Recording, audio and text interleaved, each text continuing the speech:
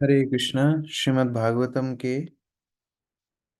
चतुर्थ स्कंद के 16वें अध्याय से हम आगे पाठ कर रहे हैं। और हम अभी तक पढ़े हैं किस प्रकार वेण के शरीर को मंथन करके ऋषिगणों ने महाराज पृथु और माता ऋचि की उत्पत्ति में सहायक बने। महाराज पृथु जो भगवान के शक्तावेश अवतार हैं, उनका राज्यभिषेक किया गया। अनेक अनेक देवता, गंधर्व, ऋषि, मुनि इत्यादि सब ने बड़ी वंदना की। पृथु महाराज ने अपनी विनम्रता प्रदर्शित की। उन्होंने सभी को बोला कि अभी तो हमने ऐसे गुणों का प्रकाश नहीं किया है, तो आप हमारा गुणगान मत कीजिए।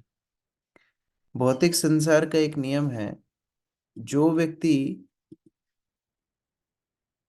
नाम, कीर्ति, महिमा के पीछे भागता है, उसको वो कभी नहीं मिलती। और जो व्यक्ति भगवान के पीछे भागता है, उसके पीछे नाम, कीर्ति, महिमा अपने आप आती। पृथु महाराज सेवा करना चाहते थे, इसलिए उनका गुणगान चलता ही जा रहा है। यद्यपि उन्होंने विनम्रतावश बोला कि मेरा गुणगान मत कीजिए। यहाँ बंदीजन, बंदीजन मतलब वंदना करने के लिए एक, मतलब इंग्लिश बोलते प्रोफेशनल रिसाइटर्स, मतलब कुछ समुदाय, कुछ टोली होती थी जो इतिहास गाती थी राजभवनों में। किस प्रकार राजा का इतिहास है, कैसा उनका चरित्र है, क्योंकि पहले जमाने में मीडिया तो थी नहीं, तो यही मीडिया थी। तो वह बंदीजन राजा पृथु की स्तुति कर रहे हैं। इस अध्याय में एक आदर्श राजा कैसा होना चाहिए, वह गुण हम लोग सीख सकते हैं। मैत्रेय उवाच इति ब्रुवाणं नृपतिं गायका मुनिचोदिता तुष्टो वह तुष्ट मनसा तत्वाकमृत सेवया। नमिता माता जी। श्री मैत्री मुनि ने आगे कहा, जब राजा पृथ्वी इस प्रकार विनम्रता से बोले तो उनकी अमृत तुल्य वाणी से गायक अत्यधिक प्रसन्न हुए। तब वे पुनः ऋषियों द्वारा दिए गए आदेशों के अनुसार राजा की भूरी भूरी प्रशंसा करने लगे। हरे कृष्णा प्रभु। तो जो पृथु महाराज की विनम्रता थी, सबके हृदय को स्पर्श की। और वहां उपस्थित ऋषियों ने बंदीजनों को आज्ञा दी कि वो आगे महाराज पृथु के चरित्र को गाएं। तात्पर्य राहुल प्रभु। हरे कृष्ण। तात्पर्य, यहाँ पर मुनि चोदिता शब्द ऋषियों तथा साधु पुरुषों से प्राप्त आदेशों को सूचित करता है। यद्यपि महाराज पृथु अभी सिंहासन पर बैठे मात्र ही थे और उनके दैवी गुण प्रकट नहीं हुए थे, तो भी सूत, मागध तथा बंदीजनों ने समझ लिया था कि वे भगवान के अवतार थे। वे ऋषियों तथा विद्वान ब्राह्मणों के द्वारा दिए आदेशों से ऐसा समझ पाए। हमें भगवान के अवतार को अधिकारी व्यक्तियों के आदेशानुसार समझना पड़ता है। हम अपने मनगढ़ंत भाव से ईश्वर नहीं बना सकते। जैसा कि नरोत्तम दास ठाकुर ने कहा है, साधु शास्त्र गुरु, मनुष्य को समस्त आध्यात्मिक मामलों की परीक्षा साधुओं, शास्त्रों तथा गुरु के आदेशानुसार करनी होती है। गुरु वह है जो अपने पूर्ववर्तियों अर्थात साधुओं या साधु पुरुषों के आदेशों का अनुगमन करता है। प्रामाणिक गुरु कभी भी ऐसी बात नहीं बताता जिसका उल्लेख शास्त्रों में न हो। सामान्य मनुष्यों को साधु शास्त्र तथा गुरु के आदेशों का अनुसरण करना होता है। शास्त्रों के कथन तथा प्रामाणिक गुरु या साधु के वचनों में कभी अंतर नहीं होता। सूत, मगध इत्यादि गायकों को विश्वसनीय रीति से पता था कि राजा पृथु भगवान के अवतार है। यद्यपि राजा ने ऐसी स्तुति के लिए मना किया था क्योंकि उनमें अभी वे गुण प्रकट न हुए थे, किंतु गायक माने नहीं। वरन वे राजा से अधिक प्रसन्न हुए क्योंकि वास्तव में ईश्वर के अवतार होते हुए भी भक्तों के साथ अपने व्यवहार में इतने विनम्र और प्रसन्न मुख थे। इस प्रसंग में हमें पूर्ववर्ती उल्लेख 4.15.21 पर ध्यान देना चाहिए, जहां कहा गया था कि राजा पृथु हंस रहे थे और गायकों से बातें करते समय प्रसन्न मुद्रा में थे। इस प्रकार हमें चाहिए कि हम ईश्वर से या उसके अवतारों में भद्र तथा विनीत विनीत बनना सीखे। राजा का आचरण गायकों को अच्छा लगा, अतः राजा के मना करने पर भी साधुओं तथा मुनियों के आदेश से वे राजा के भावी कार्यों की प्रशंसा करते रहे थे। तो महाराज पृथु का जो चरित्र है, वो ऋषि मुनियों को पहले से पता है। तो भगवान के सारे अवतारों का वर्णन शास्त्र में पहले से होता है। तो ऐसा नहीं कि महाराज पृथु जस्ट अभी अवतार लिए हैं, उनका कोई वर्णन शास्त्र में नहीं, पहले से वर्णन। तो उसी वर्णन को गा रहे हैं। और ये बंदीजन उनकी आज्ञा पालन नहीं कर रहे हैं। तो प्रेम में कई बार ऐसा होता है, प्रेम में व्यक्ति बात नहीं मानता है। जैसे नित्यानंद प्रभु को चैतन्य महाप्रभु ने बोला, तुम बंगाल जाके प्रचार करो, तुम जगन्नाथपुरी मत आना मेरा दर्शन करने। लेकिन नित्यानंद प्रभु तो रुकते नहीं है, उनको तो साल में एक बार तो महाप्रभु का दर्शन करना है, तो बात नहीं मानते, फिर दर्शन करने आ जाते हैं। तो ये प्रेम में भी कई बार ऐसा होता है, आज्ञा उल्लंघन होती है। तो यहाँ पर उसी प्रकार प्रेमवश ऋषि मुनियों ने यहाँ पर बोला है। और यहाँ पर बंदीजन अभी दूसरे श्लोक से गुणगान कर रहे हैं। नालंबयं ते महिमानुवर्णने यो देववयोर्वततार्मय मायया वेणङ्गजातस्य च पौरुषाणि ते वाचापतीनामपि भ्रभुमुद्धीयः। गायत्री माता जी पढ़िए। हरे कृष्ण प्रभु। गायकों ने आगे कहा, हे राजन, आप पूर्ण पुरुषोत्तम भगवान श्री विष्णु के प्रत्यक्ष अवतार है और उनकी अहेतु की कृपा से आप इस पृथ्वी पर अवतरित हुए हैं। अतः हमें इतना सामर्थ्य कहा है कि आपके महान कार्यों का सही सही गुणगान कर सके। यद्यपि आप राजा वेन के शरीर से प्रकट हुए तो भी ब्रह्मा तथा अन्य देवताओं के समान बड़े बड़े वाचक और वक्ता भी आपके महिमामयी कार्यों का सही सही वर्णन नहीं कर सकते। बहुत सारी शिक्षाएं इस प्रार्थना की शुरुआत से ही हम सीख सकते हैं। सर्वप्रथम भगवान को जब हम प्रार्थना करने जाएं तो कभी ये नहीं सोचना चाहिए कि हम भगवान को समझ गए हैं, ये हमने बहुत अच्छी प्रार्थना लिखी है। कई लोग बड़ी बड़ी कविता भजन लिखते हैं और उनको ये बड़ा शौक होता है सबको सुनाने का। लेकिन हम प्रहलाद महाराज की प्रार्थना में भी देखते हैं, यहाँ पर भी देख रहे हैं, भगवान के सामने जाके ये महसूस करना चाहिए कि हम तो लायक नहीं हैं प्रार्थना करने। यहाँ बंदीजन बोल रहे हैं हम लायक नहीं हैं, आपका गुणगान हम कैसे कर सकते हैं। और दूसरी शिक्षा ये लेनी चाहिए कि भगवान अपनी कृपावश अवतार लेते हैं, उनको कोई बंधन नहीं है कि वो बंधन के कारण यहाँ अवतार लिए हैं। तीसरी शिक्षा है कि भगवान किसी भी स्थिति में पवित्र हैं। वेण के शरीर से प्रकट हुए हैं लेकिन फिर भी ब्रह्मा आदि देवता आकर के प्रणाम कर रहे हैं, स्तुति वाचन कर रहे हैं। हम लोग कितने ही पवित्र स्थान में हो फिर अपवित्र हैं, लेकिन भगवान कितने अपवित्र स्थान में होते हुए पवित्र हैं। तो ये स्थिति से गायक पहली प्रार्थनाएं अपनी अर्पित कर रहे हैं।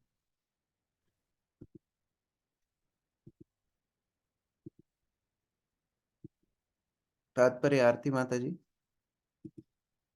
इस श्लोक में माया शब्द का अर्थ है आपकी अहेतुकी कृपा से। मायावादी चिंतक माया शब्द की व्याख्या मोह या असत्य कहकर करते हैं, किंतु माया का एक दूसरा भी अर्थ है, वह अहेतुकी कृपा।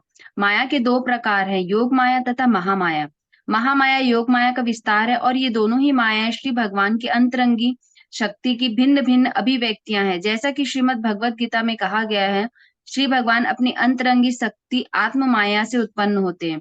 अतः हमें इस मायावादी व्याख्या को अस्वीकार कर देना चाहिए कि श्री भगवान बहिरंगी शक्ति अर्थात भौतिक शक्ति द्वारा प्रदत्त शरीर में प्रकट होते हैं। श्री भगवान तथा उनका अवतार पूर्ण रूप से स्वतंत्र है और वे कहीं भी और स्वतंत्र अपनी अंतरंगी शक्ति से प्रकट हो सकते हैं।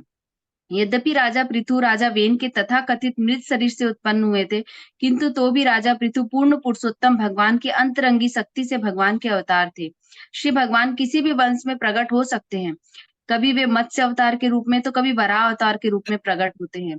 इस प्रकार श्री भगवान अपनी अंतरंगी शक्ति के द्वारा कहीं भी और सर्वत्र प्रकट होने हेतु सर्वथा मुक्त और स्वतंत्र है। कहा जाता है कि अनंत मुख वाले भगवान के ही अवतार अनंत भी श्री भगवान की महिमा का वर्णन नहीं कर पाते, यद्यपि वे अनंत काल से ऐसा करते आ रहे हैं। तो फिर ब्रह्मा, शिव तथा अन्य देवताओं का क्या कहना। कहा जाता है कि श्री भगवान शिव विरंचिनुतम है, अर्थात वे ब्रह्मा तथा शिव जैसे देवताओं द्वारा सदैव पूजित हैं। यदि देवताओं के पास भगवान की महिमा को व्यक्त करने हेतु समुचित भाषा नहीं मिलती तो भला अन्य लोग यह कैसे कर सकते हैं। फलतः सूत तथा मागध जैसे गायक राजा पृथु के विषय में कुछ भी कहने में असक्त थे। उत्तम श्लोकों द्वारा श्री भगवान की महिमा का वर्णन करके मनुष्य शुद्ध हो जाता है। यद्यपि हम श्री भगवान की ठीक से स्तुति नहीं कर पाते तो भी शुद्ध होने हेतु यह आवश्यक है कि हम ऐसा करने का प्रयास करें। इसका यह अर्थ नहीं है कि यदि ब्रह्मा तथा शिव जैसे देवता उनका ठीक से गुणगान नहीं कर पाते तो हम ऐसा वर्णन नहीं करें ही नहीं। अपितु जैसा कि प्रहलाद महाराज ने कहा है, हम में से हर एक को अपनी-अपनी सामर्थ्य के अनुसार श्री भगवान की महिमा का वर्णन करना चाहिए। यदि हम गंभीर एवं निष्ठावान भक्त हैं, तो श्री भगवान हमें सही ढंग से प्रार्थना करने की बुद्धि प्रदान करेंगे। इस प्रकार हमेशा अपने आप को अयोग्य समझना चाहिए भगवान के गुणगान में, भगवान की भक्ति में। फिर भी जैसे एक बच्चा माता को अपने टूटे-फूटे शब्दों में अपना प्रेम व्यक्त करता है, उसी प्रकार से यहाँ बंदीजन अपने विनम्रता से गुणगान कर रहे हैं। श्लोक संख्या 3। अथापि उदारश्रवसा पृथोर्हरे कालावतारस्य कथामृतादृता यथोपदेशं मुनिभिः प्रचोदिता श्लाघ्यानि कर्माणि वयं वितन्महि। शोभा माता जी। यद्यपि हम आपका ठीक से गुणगान कर सकने में असमर्थ हैं, तो भी हम आपके कार्यों की महिमा के गायन में दिव्य आस्वादन प्राप्त हो रहा है। हम प्राधिकार प्राप्त मुनियों तथा पंडितों से मिले आदेशों के अनुसार ही आपकी महिमा का वर्णन करेंगे। फिर भी हम जो कुछ कह रहे हैं वह अपर्याप्त तथा नगण्य है। हे राजन, चूंकि आप पूर्ण पुरुषोत्तम भगवान के साक्षात अवतार हैं तथा आपके समस्त कार्य उदार तथा सदैव प्रशंसनीय हैं। हरे कृष्णा। तो दो बातें हैं। एक तो भगवान का गुणगान इतना महान है कि कोई व्यक्ति अगर पूर्ण रूप से ना भी करना जानता हो तो भी करे, उसको आनंद मिलेगा। और दूसरा, हमको ऋषि मुनियों ने आशीर्वाद दिया है, उनके आशीर्वाद के साथ शक्ति प्राप्त होती है। जैसे मानो कोई व्यक्ति गूंगा है, बोल नहीं सकता है, लेकिन प्रसन्नता में गूंगा भी अपने स्वर निकालता है। अब बोलना नहीं आता है, लेकिन फिर भी कुछ ना कुछ ध्वनि निकाल के अपनी प्रसन्नता व्यक्त करता है। उसी प्रकार से यद्यपि हम भगवान का गुणगान करने के लिए लायक नहीं है, लेकिन फिर भी अपने टूटे फूटे शब्दों में भगवान का गुणगान भक्त लोग करते ही हैं। इससे भगवान भी प्रसन्न होते हैं, भक्तों को भी बड़ा आनंद होता है। अमित प्रभु। तात्पर्य, कोई कितना ही निपुण क्यों न हो, यह श्री भगवान की महिमा का ठीक से वर्णन नहीं कर सकता। तो भी जो श्री भगवान के कार्यों के गुणगान में संलग्न है, उन्हें ऐसा करने का यथासंभव प्रयत्न करना चाहिए। ऐसे प्रयास से श्री भगवान प्रसन्न होंगे। भगवान श्री चैतन्य ने अपने सभी अनुयायियों को उपदेश दिया है कि वे सर्वत्र जाकर भगवान श्री कृष्ण के संदेश का प्रचार करें। चूंकि यह संदेश मुख्य रूप से श्रीमद् भगवद गीता का ही है, अतः उपदेशक को चाहिए कि श्रीमद् भगवद गीता का अध्ययन उसी रूप में करे जिस रूप में परंपरा से यह समझी जाती रही है। और बड़े बड़े मुनियों तथा विद्वानों भक्तों ने इसकी व्याख्या की है। जनता के समक्ष अपने पूर्ववर्ती साधु, गुरु तथा शास्त्रों के अनुसार ही भाषण देना चाहिए। श्री भगवान के गुणगान करने की यही सबसे सरल विधि है। किंतु वास्तविक विधि भक्तिमय सेवा है, क्योंकि भक्ति द्वारा कुछ ही शब्दों में श्री भगवान को प्रसन्न किया जा सकता है। भक्ति के बिना बड़े बड़े पोथे लिखकर श्री भगवान को प्रसन्न नहीं किया जा सकता। भले ही कृष्ण भावनामृत आंदोलन के उपदेशक श्री भगवान की महिमा का वर्णन करने में असमर्थ हो, तो भी उन्हें सर्वत्र जाकर लोगों से हरे कृष्ण जपने का अनुरोध करना चाहिए। हरे कृष्ण। कई बार भक्त लोग बोलते हैं कि प्रभु जी, हमको तो ज्यादा ज्ञान नहीं है, हम क्या प्रचार करेंगे, हमको तो कुछ आता नहीं है। प्रभुपाद बोल रहे नहीं, सभी कृष्ण भावनामृत आंदोलन के उपदेशक जितने भी हैं, कुछ ना आए तो भी हरे कृष्ण महामंत्र का प्रचार करना चाहिए। थोड़ा बहुत जितना सीखे हैं उतना ही लोगों को बताना चाहिए। क्यों? क्योंकि प्रेम के साथ, भक्ति के साथ जो भक्त भगवान के विषय में 2 लाइन भी बताता है, वह भक्तों, वो लोगों के हृदय को स्पर्श करेगा। और जहाँ बड़े बड़े विद्वान बड़ी बड़ी कथाएं करेंगे, लेकिन अगर भक्ति नहीं है तो वो किसी के हृदय को स्पर्श नहीं करेगा। एष धर्म भृतां श्रेष्ठो लोकम धर्मानुवर्तयन् गोप्ता च धर्म सेतूनां शास्ता तत्परिपंथिनां। विनोद प्रभु। हरे कृष्ण प्रभु जी। ये राजा महाराज पृथु धार्मिक नियमों के पालन करने वालों में सर्वश्रेष्ठ है। अतः वह प्रत्येक व्यक्ति को धर्म में प्रवृत्ति करेगा और धर्म के उन सिद्धांतों की रक्षा करेगा अधर्मियों तथा नास्तिकों के लिए महान दंड दाता भी होगा। हरे कृष्ण। तो राजा का प्रथम कर्तव्य है समाज में धर्म की स्थापना रखना, धर्म को सुचारू रखना। तो सबसे पहले स्वयं महाराज पृथु धार्मिक नियमों का पालन करने वाले होंगे और अपने प्रत्येक प्रजा के व्यक्ति को धर्म करने में मदद करेंगे, धर्म के पथ पर चलने पे मदद करेंगे, उसके धर्म की सुरक्षा करेंगे और जो अधर्मी होंगे, नास्तिक होंगे, उनको दंडित करेंगे। ये सर्वप्रथम राजा का कर्तव्य है। ब्रजेश प्रभु, तात्पर्य। इस श्लोक में राजा अथवा सरकार के प्रधान के कर्तव्य का सुंदर वर्णन किया गया है। सरकार के प्रधान का कर्तव्य है कि वह यह सुनिश्चित करे कि सभी लोग श्रद्धापूर्वक धार्मिक जीवन का पालन कर रहे हैं।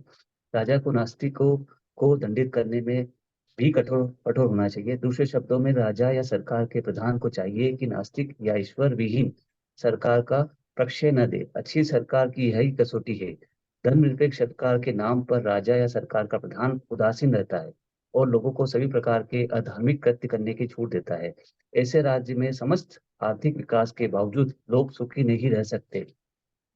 किंतु इस कलयुग में एक भी पवित्र राजा नहीं है, अपितु चोर उचक्कों का सरकार का प्रधान चुना जाता है। भला धर्म और इस चेतना के बिना लोग कैसे सुखी रह सकते हैं?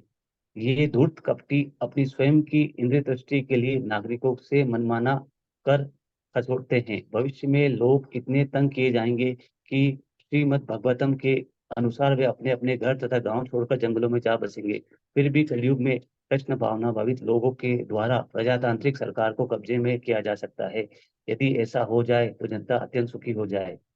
हरे कृष्ण। बिना धर्म के व्यक्ति वैसे ही प्रसन्न नहीं रहेगा। ऐसे अधार्मिक जो सरकार है वो ना स्वयं संतुष्ट रहेगी, ना प्रजा को संतुष्ट कर पाएगी। प्रथम राजा का गुण है स्वयं धर्म पालन करे और प्रजा को धर्म पालन करने में मदद करे।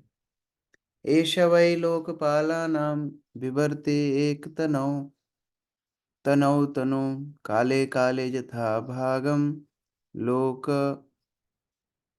लोकयो हितम। वंदना माता जी। हरे कृष्ण प्रभु जी, दंडवत प्रणाम। यह राजा अकेले अपने ही शरीर में यथा समय समस्त जीवात्माओं का पालन करने तथा विभिन्न प्रकार के कार्यों को संपन्न करने के लिए विभिन्न देवताओं के रूप में प्रकट होकर उनको प्रसन्न रखने में समर्थ होगा। इस प्रकार वह राजा को वैदिक यज्ञ करने के लिए प्रेरित करके स्वर्गलोक का पालन करेगा। यथा समय वह उचित वर्षा द्वारा इस पृथ्वी लोक का भी पालन करेगा। हरे कृष्णा प्रभु जी।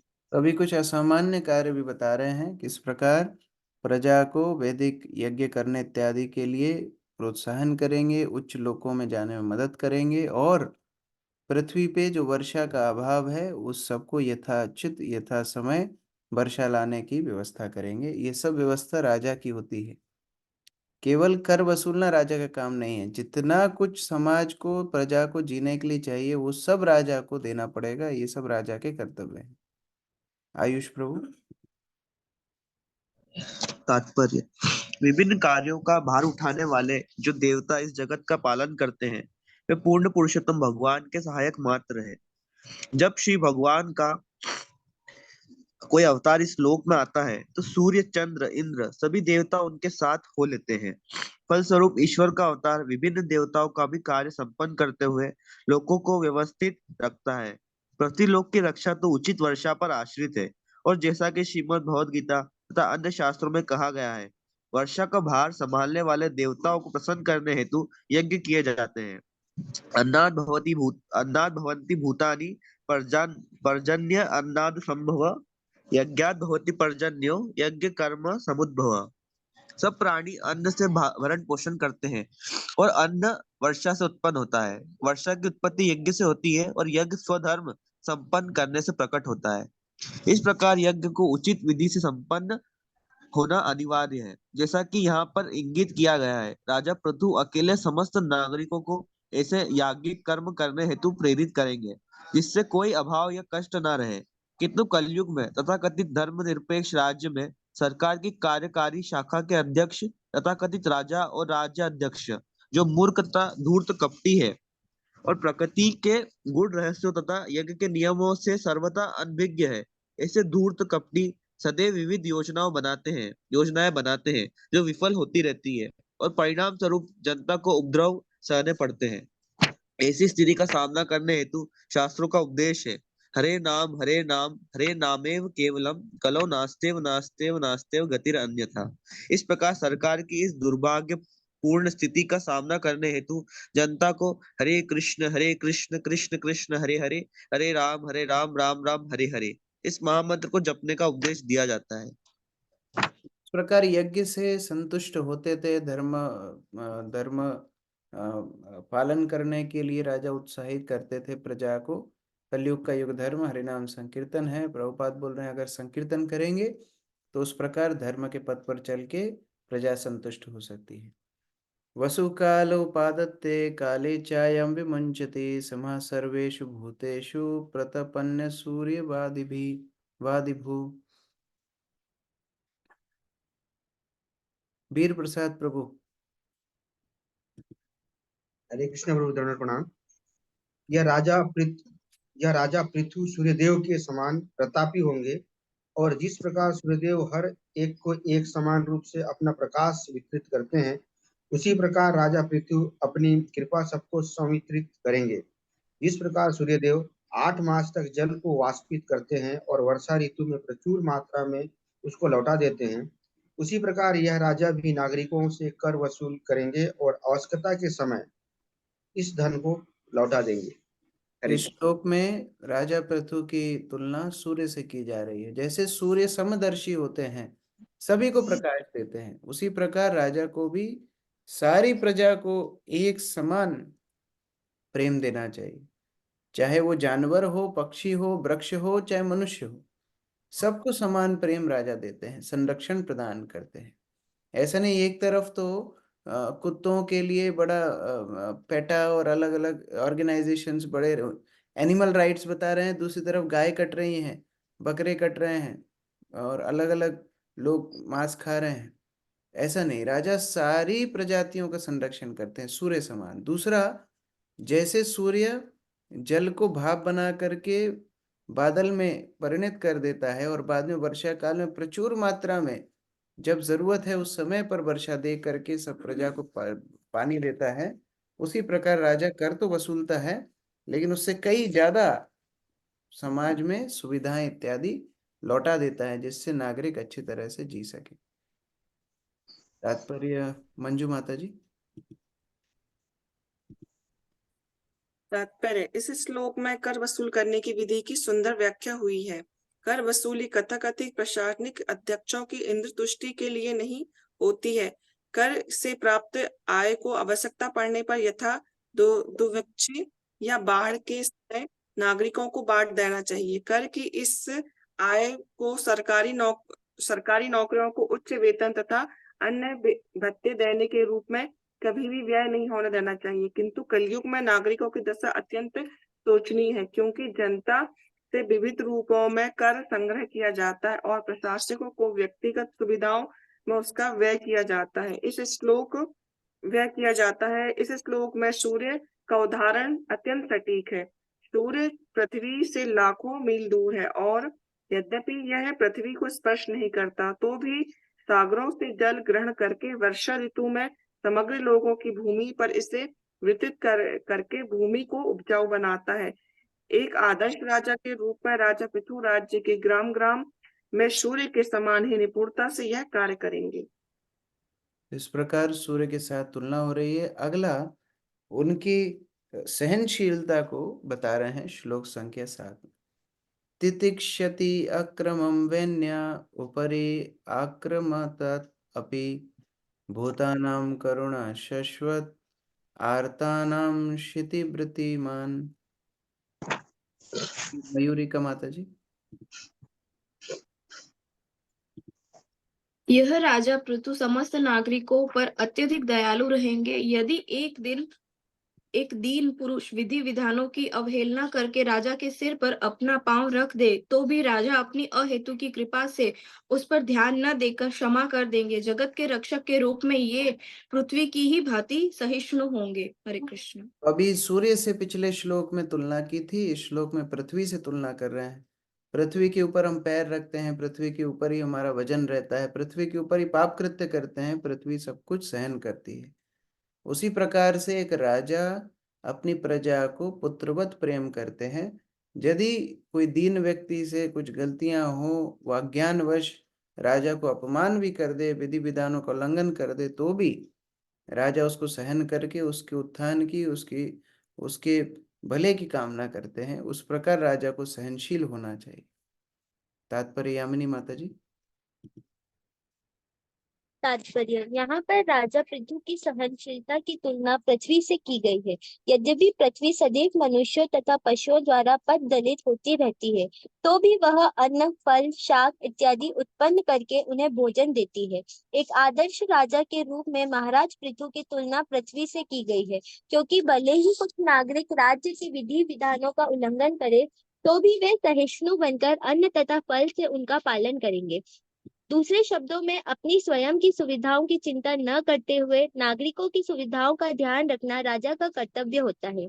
किंतु कलयुग में ऐसा नहीं होता है। कलयुग में तो राजा तथा राज्य के प्रधान राज्य के नागरिकों से कर संग्रह करके उसका व्यय अपने सुख उपयोग में करते हैं। ऐसे अन्यायपूर्ण कर संग्रह से लोग बेईमान हो जाते हैं और वे अपनी आय को तरह तरह से छिपाने लगते हैं। अंततः राज्य उनसे कर संग्रह नहीं कर सकेगा और प्रबुद्ध सैनिक तथा प्राशनिक खर्चों की पूर्ति नहीं हो सकेगी।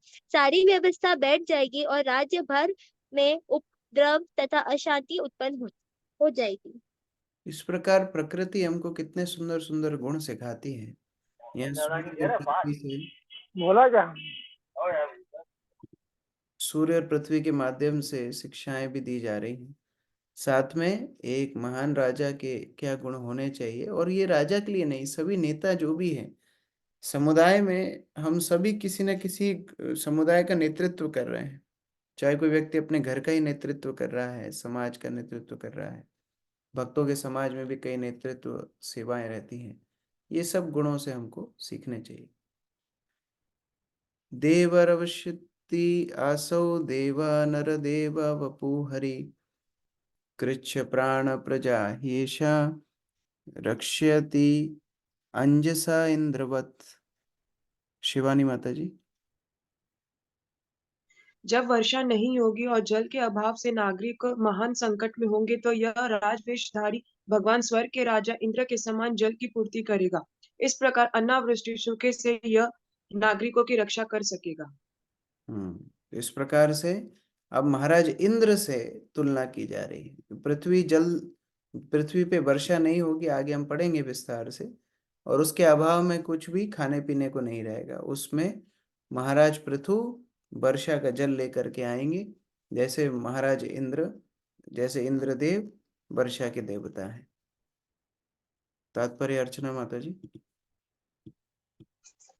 सूर्य तथा इंद्रदेव से राजा पृथु की तुलना अत्यंत उपयुक्त है।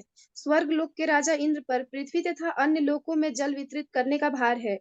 यहाँ यह संकेत है कि इंद्र द्वारा अपना कार्य ठीक से न किए जाने पर राजा पृथु स्वयं वर्षा का जल का वितरण कर सकेंगे। कभी कभी स्वर्ग के राजा इंद्र पृथ्वीवासियों पर इसलिए कुपित हो उठते हैं क्योंकि उन्हें प्रसन्न करने हेतु वे यज्ञ नहीं करते। किंतु राजा पृथु श्री भगवान के अवतार होने के कारण स्वर्ग के राजा इंद्र की कृपा पर निर्भर नहीं रहते थे। यहाँ पर भविष्यवाणी की गई है कि यदि वर्षा का अभाव हुआ तो राजा पृथु अपनी ईश्वरीय शक्ति से इस अभाव को दूर कर देंगे। ऐसी शक्ति का प्रदर्शन वृंदावन में निवास करते समय भगवान श्री कृष्ण द्वारा भी किया गया था। जब इंद्र ने 7 दिनों तक वृंदावन में अखंड वर्षा की, तो भगवान श्री कृष्ण ने ही गोवर्धन पर्वत को छत्र की भांति धारण करके वहां के निवासियों की रक्षा की थी। इसलिए भगवान श्री कृष्ण को गोवर्धनधारी भी कहा जाता है। इस प्रकार देवताओं समान शक्ति महाराज पृथु के अंदर रहेगी, और उसके हिसाब से वो अपनी प्रजा का पालन करेंगे। लेकिन उसी के साथ साथ वह उनको सौम्य, उनको प्रेम भी देंगे। अगले श्लोक में वर्णन हो रहा है। अपाप्य यति असौ लोकान् वदन् अमृतमूर्तिना सानुरागवलोकेन विशद स्मित चारुण। प्रफुल्ल प्रभु।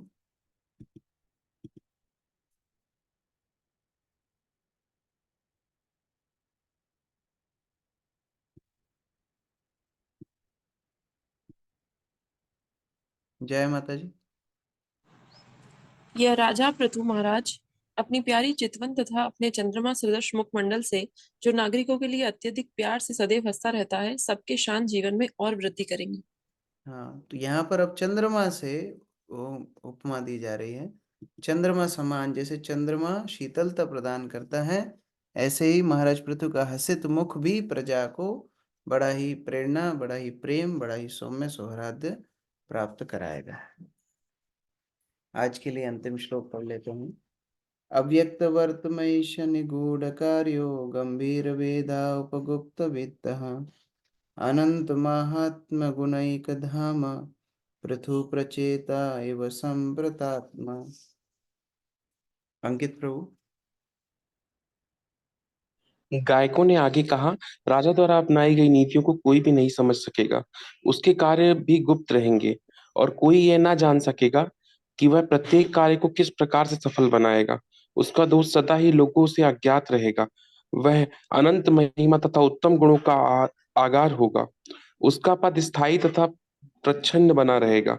जिस प्रकार की समुद्रों के वे देव वरुण चारों ओर जल से ढके रहते हैं।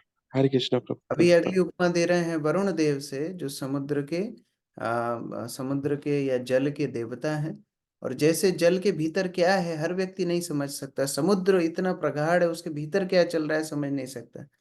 तो कोई राजा स्नेहशील है, प्रेम भी कर रहा है, उदार भी है, और सब तरह से उसके अंदर गुण है, लेकिन इसका मतलब ये नहीं कि वो मूर्ख है। वो प्रजा के हित के लिए कितनी बात बतानी है, कितनी बात छुपानी है, ये बात जानते हैं। तो इस प्रकार से महाराज पृथु का चरित्र बड़ा, बहुत सारी शिक्षाएं इससे हम सीख सकते हैं। ओके, तात्पर्य बसंत प्रभु हैं, चले गए। हरे हरे कृष्ण प्रभु जी, धन्यवाद प्रणाम। तात्पर्य, सभी भौतिक तत्वों का एक एक प्रमुख विग्रह देव होता है। वरुण अथवा प्रचेता सागरों का प्रचार देव है, प्रधान देव है। बाहर से समुद्र जीवन विहीन लगते हैं, किंतु समुद्र भली भांति समुद्र शास्त्री जानता है कि उनके जल के भीतर नाना प्रकार के जीव हैं, और इस जल के अधोराज्य का राजा वरुण है। जिस प्रकार कोई यह नहीं जान पाता कि समुद्र के नीचे क्या हो रहा है, उसी प्रकार कोई यह नहीं समझ पा रहा था कि राजा पृथु कौन सी नीतियां अपनाकर प्रत्येक काम को बन रहे थे। निस्संदेह राजा पृथु की कूटनीति अत्यंत गंभीर थी। उनकी सफलता का कारण था उनका अनंत उत्तम गुणों का आगार होना। इस श्लोक में उपगुप्त वित्त शब्द अत्यंत महत्वपूर्ण है। इससे सूचित होता है कि कोई यह नहीं जान पाएगा कि राजा पृथु के पास गुप्त रीति से कितना धन है। कहने का उद्देश्य यह है कि न केवल राजा को वरन हर व्यक्ति को अपनी गाढ़ी कमाई गुप्त रीति से रखनी चाहिए, जिससे आवश्यकता के समय उसका सदुपयोग हो सके। किंतु कलयुग में राजा या सरकार के पास सुरक्षित कोष नहीं रहता और कागज के बने नोट ही मुद्रा विनिमय के साधन है। इस प्रकार विपत्ति आने पर सरकार नोटें छापकर कृत्रिम मुद्रास्फीति कर देती है, जिससे वस्तुओं के मूल्य कृत्रिम रूप से बढ़ जाते हैं और नागरिकों की सामान्य स्थिति शोचनीय हो जाती है। धन को गुप्त रखना पुरानी प्रथा है, क्योंकि हम देखते हैं कि महाराज पृथु के समय में भी यह प्रथा प्रचलित थी। जिस प्रकार राजा को अपना कोष गुप्त रखने का अधिकार है, उसी प्रकार मनुष्य को चाहिए कि वे अपने कमाई को गुप्त रखे। ऐसा करना कोई दोष नहीं। मुख्य बात यह है कि हर एक को वर्णाश्रम धर्म प्रणाली की शिक्षा दी जानी चाहिए, जिससे धन का व्यय केवल अच्छे कार्यों में किया जा सके। हरे कृष्ण। ग्रंथराज श्रीमद् भागवतम की जय, श्री प्रभुपाद की जय। आज शाम को बहुत ही वरिष्ठ सन्यासी हिज होलिनेस भक्ति रसामृत स्वामी महाराज मंदिर में आ रहे हैं, भक्ति प्रेम महाराज से शुरू करके बहुत सारे सन्यासियों के शिक्षा गुरु हैं, बहुत ही वरिष्ठ सन्यासी हैं, और उनके प्रवचन, उनका अनुभव, उनका व्यवहार, सब कुछ हमारी भक्ति के लिए बहुत महत्वपूर्ण है। महाराज वैसे ट्रैवलिंग नहीं करते हैं, किसी कारणवश उनको उज्जैन आना पड़ा और हमने निवेदन किया तो वो रुक रहे हैं 2-3 दिन। तो आप सभी इसका फायदा उठाना, सभी लोग शाम को 7:30 बजे के पहले ही मंदिर में आ जाइए महाराज की संगति प्राप्त करने के लिए, आज शाम को 7:30 बजे। हरे तो कृष्ण। प्रभु जी रेगुलर बेसिस पे भी महाराज की क्लासेस रहेंगी क्या? हाँ, 3 दिन, आज कल परसों 3 दिन शाम को महाराज शाम को क्लास देंगे 7:30 बजे। Okay okay, thank you Prabhu.